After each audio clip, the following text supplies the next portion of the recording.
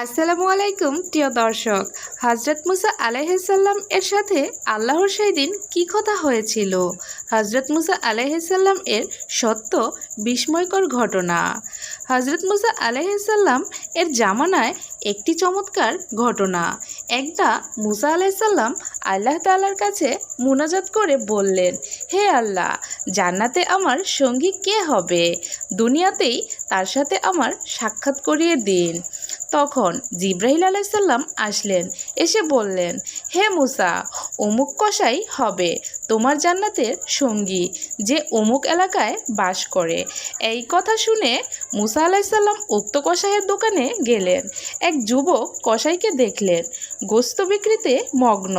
মুসা আলাইসাল্লাম গভীর মনোযোগ দিয়ে লোকটির কাজকর্ম লক্ষ্য করতে থাকলেন, কিন্তু এমন কোনো বিশেষ আমল তার নজরে আসলো না, যার দৌলতে কসাইটি নবীর সাথে জান্নাতে প্রবেশের মর্যাদা লাভ করতে পারে।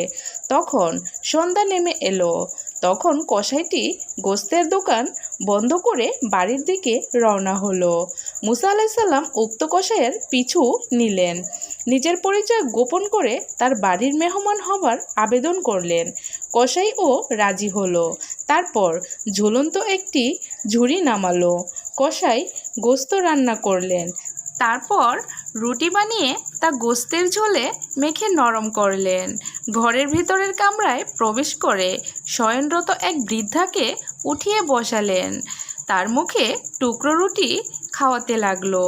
খাওয়ার পর বৃদ্ধা কি যেন কানে কানে বললেন। অমনি কসাই মুচকি হাসলেন। দূর থেকে মুসা আলাইসাল্লাম সবই দেখছিলেন, কিন্তু কিছুই বুঝলেন না। মুসা আলাইসাল্লাম বৃদ্ধার পরিচয় এবং মুচকি হাসার বিষয়টি কসাইকে জিজ্ঞেস করলেন। কসাই বললেন, উনি আমার মা। আমি বাজার থেকে আসার পর সর্বপ্রথম আমার মাকে রান্না করে খাওয়াই, আর মা খাওয়ার পর খুশি হয়ে আমার কানের কাছে এসে আল্লাহ তাআলার কাছে এই বলে দোয়া করেন, আল্লাহ তাআলা তোমাকে বেহেশত দান করুক এবং মুসা আলাইসাল্লাম এর সাথে রাখুক। আমি এই দোয়া শুনে ভেবে এই মুচকি হাসি দেই। কোথায় মুসা আলাইসাল্লাম আল্লাহর নবী, আর কোথায় আমি একজন কসাই? ইস, সে কত ভাগ্যবান যে কত দামি হয়ে গেল মায়ের খেদমত করার জন্য। মুসা আলাইসাল্লাম বললেন, হে যুবক, আমি তোমাকে সুসংবাদ দিচ্ছি, আল্লাহ তাআলা তোমার মায়ের দোয়া কবুল করেছেন। আমি আল্লাহর কাছে জান্নাতে আমার সঙ্গী কে হবে জানতে চেয়েছিলাম। তখন আল্লাহ তাআলা তোমার কথা বলেছেন। আমি তোমার পরিচয়ের জন্য তোমার পিছু নিয়েছিলাম, কিন্তু আমি তোমার মাঝে মায়ের খিদমত ছাড়া কোনো বিশেষ আমল খুঁজে পাইনি। এর মানে হলো, মায়ের খিদমতের পুরস্কার হিসেবে আল্লাহ তাআলা তোমাকে জান্নাতে আমি মুসার সঙ্গী হবার নিয়ামত দান করেছেন। সুবহানাল্লাহ, আল্লাহু আকবার। একবার মুসা আলাইসাল্লাম আল্লাহর সাথে কথোপকথনের জন্য যাচ্ছিলেন।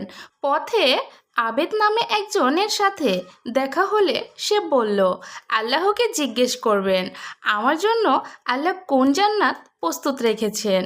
তারপর দেখা হলো এক পাগলের সাথে। সে বলল, আল্লাহকে জিজ্ঞেস করবেন আমি কি জাহান্নামে যাব। আল্লাহকে জিজ্ঞেস করলে আল্লাহ বললেন, আবেদ জাহান্নামে যাবে আর পাগল জান্নাতে যাবে। মুসা আলাইসাল্লাম বিষয়টি বুঝতে পারলেন না। ফেরার সময় পথিমধ্যে দেখলেন এক রাখালকে বাঘ তাড়া করছে। তখন রাখাল দৌড়াতে দৌড়াতে একটি বদনার মধ্যে প্রবেশ করলো এবং বদনার নল দিয়ে বের হয়ে গেল। এটা দেখে বাঘও বদনার মধ্যে প্রবেশ করে, কিন্তু সে আর নল দিয়ে বের হতে পারে না। এরপর পাগলের সাথে দেখা হলে মুসা আলাইসাল্লাম পাগলকে এ ঘটনা বললেন। তখন পাগল তা বিশ্বাস করলো এবং বলল, আল্লাহ চাইলে সবই সম্ভব। তারপর আবেদের সাথে দেখা হলে আবেদকেও মুসা আলাইসাল্লাম ওই ঘটনা বললেন, কিন্তু আবেদ তা বিশ্বাস করলো না। সে বলল, এমনটি সম্ভব না। এবার মুসা আলাইসাল্লাম বুঝতে পারলেন কেন আল্লাহ বলেছেন আবেদ জাহান্নামে যাবে আর পাগল জান্নাতে যাবে। কারণ পাগল নবীর কথা বিশ্বাস করেছে, আবেদ করেনি। আরেকদিন মুসা আলাইসাল্লাম আল্লাহর সাথে কথা বলতে যাচ্ছিলেন। পথিমধ্যে এক ব্যক্তির সাথে সাক্ষাৎ, যার পরনে শুধু এক টুকরো কাপড়। সে বলল, হে আল্লাহর নবী, আল্লাহকে জিজ্ঞেস করবেন কিভাবে আমার অভাব দূর হবে। এরপর আরেক ধনী লোকের সাথে সাক্ষাৎ হলো, যাকে আল্লাহ তাআলা অঢেল সম্পদ দিয়েছেন। সে বলল, আল্লাহকে জিজ্ঞেস করবেন কিভাবে আমার সম্পদ কমবে। আরেক ব্যক্তির সাথে সাক্ষাৎ হলো, যার হাত নেই পাও নেই। সে বলল, আল্লাহকে জিজ্ঞেস করবেন আমাকে কেন সৃষ্টি করা হয়েছে। মুসা আলাইসাল্লাম আল্লাহকে জিজ্ঞেস করলে আল্লাহ বললেন, এক টুকরা কাপড়ওয়ালাকে বলবে বেশি বেশি শুকরিয়া আদায় করতে। দ্বিতীয় সম্পদশালী ব্যক্তিকে বলবে বেশি বেশি না শুকরিয়া করতে। আর তৃতীয় ব্যক্তিকে বলবে তোমাকে দিয়ে জাহান্নামের একটা ফুটা বন্ধ করার জন্য তোমাকে সৃষ্টি করা হয়েছে। অর্থাৎ আল্লাহর ফয়সালা মেনে না নেওয়া ও শুকরির কারণে সে জাহান্নামে যাবে। পরের দিন মুসা আলাইসাল্লাম প্রথম ব্যক্তিকে শুকরিয়া আদায় করার কথা বললে সে বলল, আমি কিসের ওপর শুকরিয়া আদায় করব। একথা বলতে প্রচণ্ড বাতাস এসে তার এক টুকরো কাপড় পরন থেকে উড়িয়ে নিয়ে গেল। দ্বিতীয় ব্যক্তিকে নাশুকরির কথা বললে সে বলল, আল্লাহ আমাকে এত সম্পদ দিয়েছেন, আমি কিভাবে তার শুকরি না করব। ফলে তার সম্পদ আরও বৃদ্ধি পেল। সুপ্রিয় দর্শক, এই ছিল আমার আজকের ভিডিওটি কেমন লাগলো অবশ্যই কমেন্টের মাধ্যমে জানাবেন প্লিজ। ভালো লাগলে একটি লাইক দিন, আর এরকম ইসলামিকমূলক গল্প পেতে আমার চ্যানেলটি সাবস্ক্রাইব করে পাশে থাকা বেল আইকনটি ক্লিক করে রাখবেন। এতে করে আমি ইসলামিকমূলক গল্প আপলোড করার সঙ্গে সঙ্গে চলে যাবে আপনাদের নিকট। এতক্ষণ ধরে ধৈর্য সহকারে আমার ভিডিওটি দেখার জন্য অসংখ্য ধন্যবাদ। দেখা হবে পরের কোনো ভিডিওতে। এ পর্যন্ত ভালো থাকুন, সুস্থ থাকুন। আল্লাহ হাফেজ।